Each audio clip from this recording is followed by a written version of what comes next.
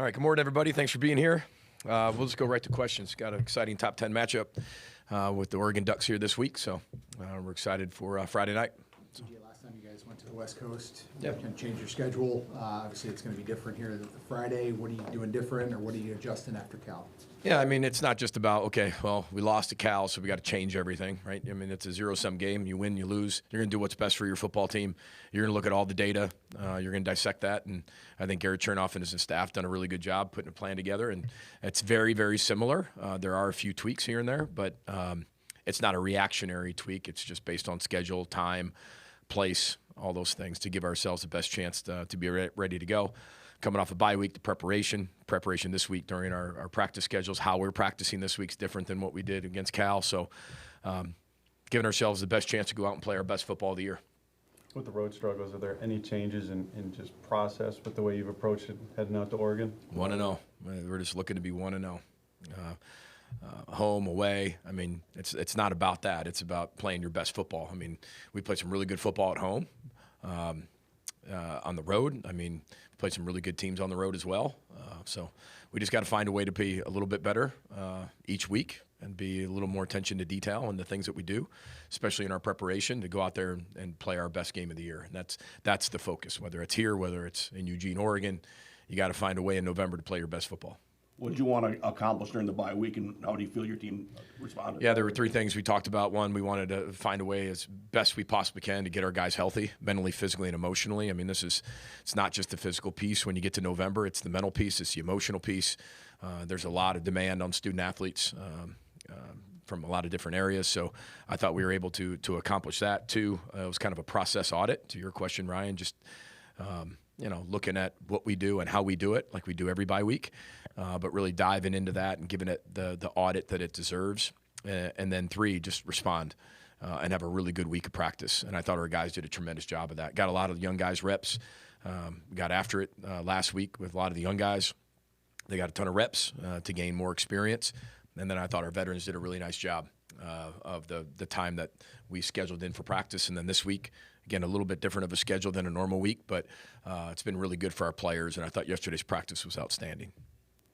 Did the Friday week with Nebraska help just from a process standpoint? Is it similar that way? You know what, a little bit, but it's a little different based on when it's happening and what your football team looks like, but it's pretty similar.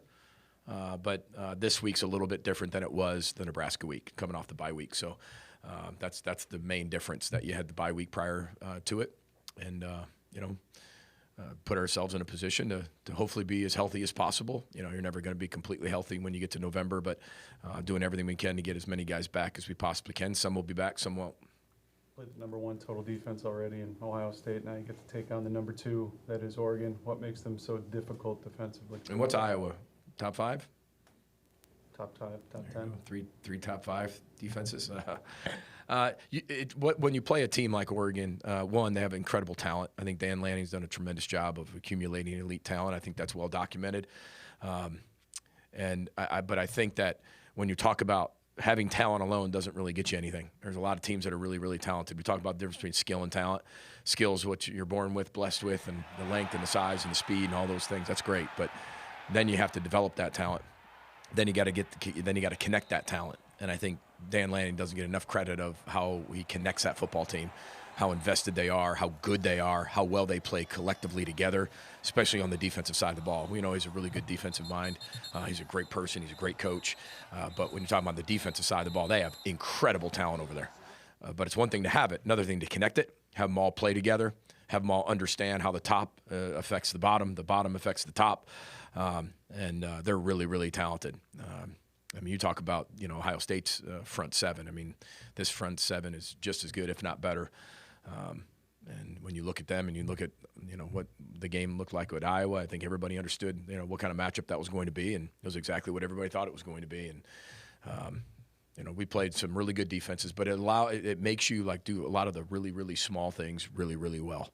And when we do the small things really well, and we have attention to detail within the fundamentals, and we plug it into the scheme, and then we can do it under the pressure of the situation, we play really well. When we don't do that, we don't play well. So we've got to continue to get more consistent as the year goes on, and Oregon presents a lot of challenges, whether it's the front seven or the back end. I mean, they're deep at every position. They're good at every position. I mean, really, really good. They don't have many flaws, that's for sure. We've seen Drake step up in clutch moments. Michigan State obviously was the latest example. What's been instrumental in how he's been able to go about that? Yeah, I think with Drake, we all knew this was going to be a growing year. You're always growing, you're always developing, you're always getting better. But I said this a long time ago after, I think, week 3, and I said, when you make a decision as a head football coach to play a freshman, I don't care if it's true freshman, redshirt freshman, young player, inexperienced player, especially at the key position in football, you understand there's going to be some really, really highs, there's going to be some low lows. But I think Drake has handled and responded really well to all of them. The really good, the really hard. He grows. He can't wait to learn more. He's like a sponge. And you really can't tell after a loss or a win. His response mechanisms are built in. It's a credit to his family. It's a credit to his high school coaches.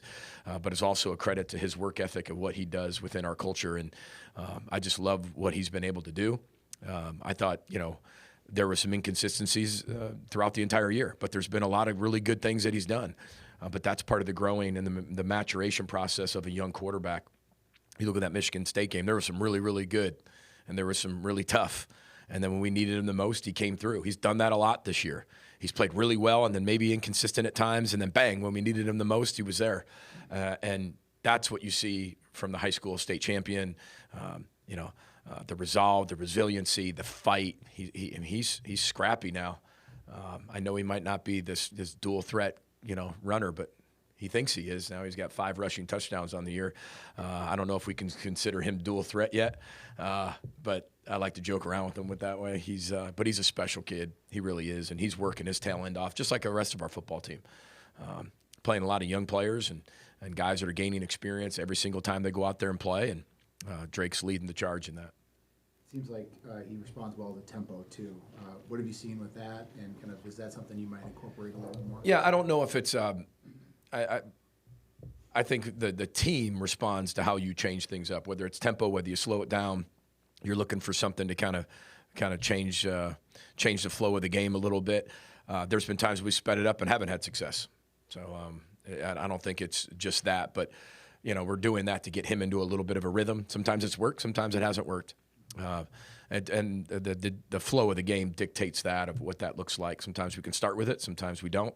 Sometimes we've had success with it, sometimes we haven't. But it's definitely something we have in the bag that can definitely help us. What challenges does Dante Moore present? What does he don't? What does he not have that presents tons of challenges? I mean, he's one of the most dynamic players in all of college football. I think that's pretty easy to tell, well documented.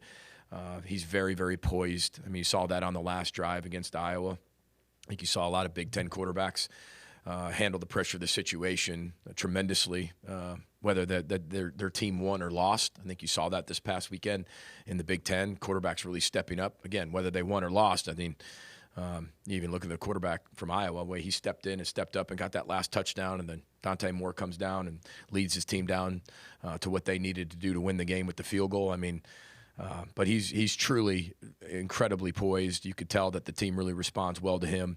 As you could tell, he's the leader of the offense. No situation too big for him, whether it's with his legs or his arm. He's just dynamic. He really is. Really, really accurate passer, but understands pocket awareness. Moves really well in the pocket. Good arm angles. Very accurate passer. I mean, he's one of the best quarterbacks in the country for a reason. So we've got to play incredibly sound defense. We've got to be able to shrink that pocket. We've got to stick to our men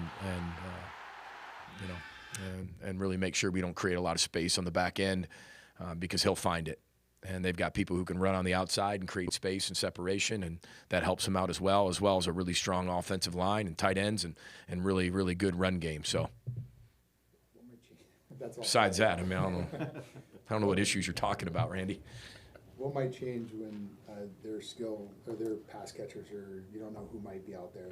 I don't know if it matters, Andy, to be honest. Like, when you look at their roster and you look at the top 6 wideouts, they're all phenomenal. So whether they're missing one or two of them, I mean, the other guys this past week stepped in, stepped up. It didn't matter the conditions. They do a really good job of attacking the ball, catching the ball out in front. Really strong pass catchers, creating space. understanding when to be body catchers and when to be able to, go up and get it with your hands. I mean, they're really talented. They create separation better than anybody. Maybe as good as the guys from Ohio State, being able to create separation. Now, I think the two guys at Ohio State are phenomenal. I mean, it was easy to tell against us, but they're probably looking at our film going, okay, we're going to be able to create some stuff, but we got to play our best football on defense, that's for sure. And it all starts up front, and then our guys on the back end doing their job. So it's a great, great challenge for us, that's for sure, but got a lot of respect for the talent they have and the type of offense that they run.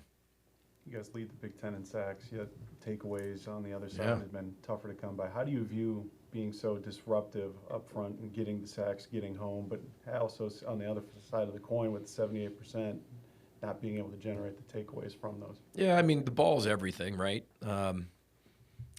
Sometimes you can look at a sack and then they punt, and you can kind of look at that as a takeaway. I think sometimes we're getting more and more sacks, which are allowing them not to just throw the ball up where we can get a takeaway.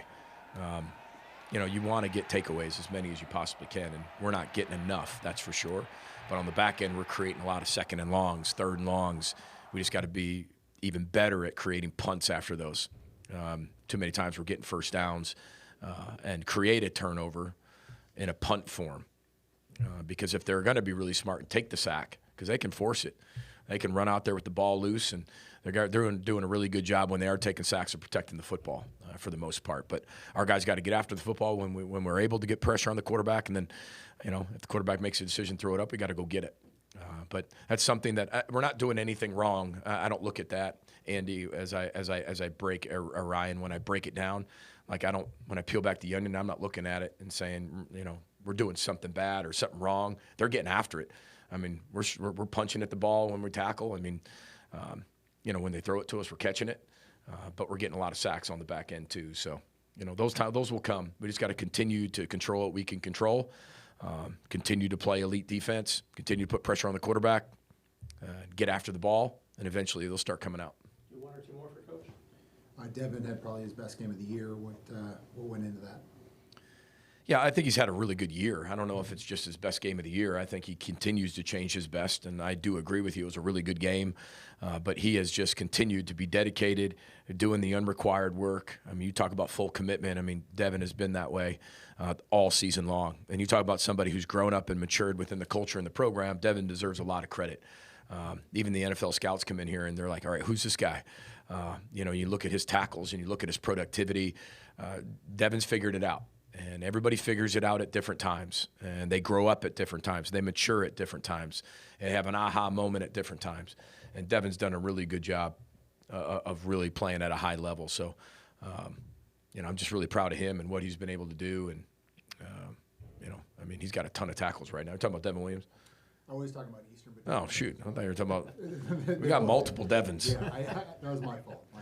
But listen, Devin Williams has been awesome. So who else you want to talk about? Devin Easter? We'll just go through all the Devins. We'll cover just like Prince, one name, Devin. But no, Devin Easter, he just got to continue to keep working on his pad level, playing really low. Because when he plays low and he plays explosive, plays with his hands are out in front, brings his hips with him. He's one of the best in the country. He's pretty unblockable. There are times, you'd love to be able to have 2 Devin Easterns or 3 Devin Easterns, and you can rotate him in there and keep him really, really fresh. But he's known that he's going to have to play 50, 60 snaps this year per game, and I think he's excelled. Played one of his best games, as you mentioned. And he loves football.